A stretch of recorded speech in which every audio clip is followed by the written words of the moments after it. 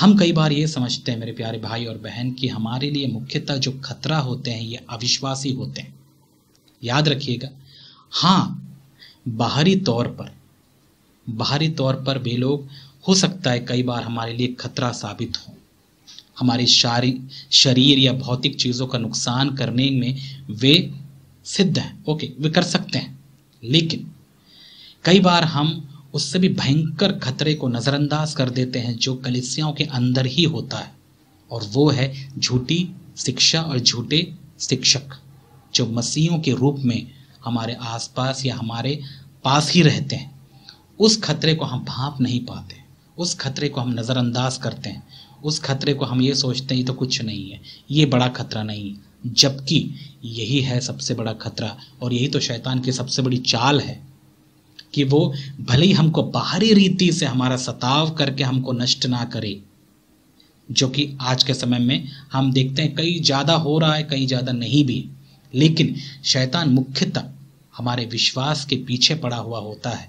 वो चाहता है कि हम अपने विश्वास को खो दें, तो बिना कुछ किए ही हम प्रभु से दूर हो जाएंगे, हम नरक के भागीदार हो जाएंगे। ये है शैतान की योजना, और शैतान इस योजना पर पूरा काम करता है, मेहनत कर रहा है।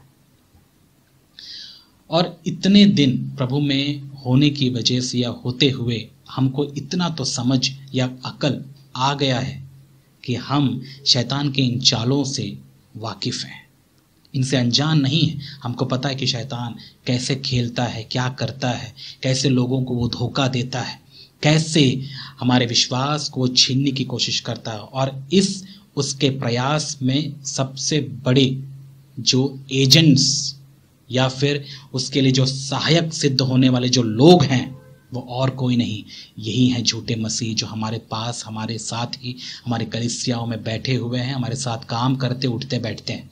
और इसीलिए यदि हम जागरूक ना रहें तो मैं आपको ये कह सकता हूँ मेरे प्यारे भाई और बहन, आप अपने विश्वास को खो देंगे।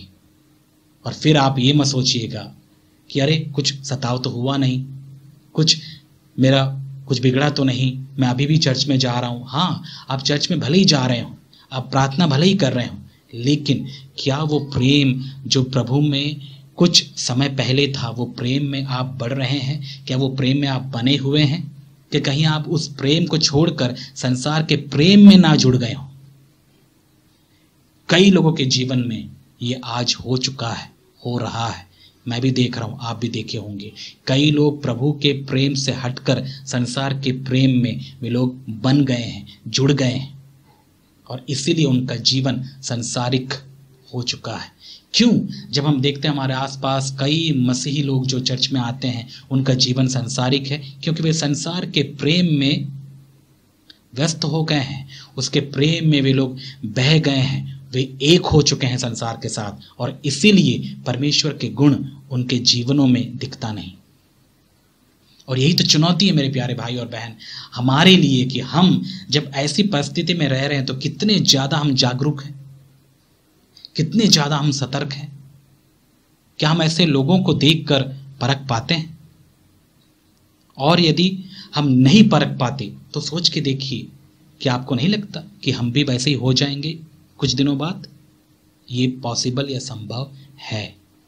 और इसीलिए तो हमें लगातार परमेश्वर के वचन से सीखने और कई बार डांट खाने की भी ज़रूरत है, ताकि हम प्रभु के प्रेम में बने रहें। ये सबसे मुख्य बात है जो कि कई लोग, कई मसीही इस बात को हल्के में लेकर नज़रअंदाज कर देते हैं। इसीलिए हम इस पत्री का अध्ययन कर रहे हैं मेरे प्यारे भाई और बहन।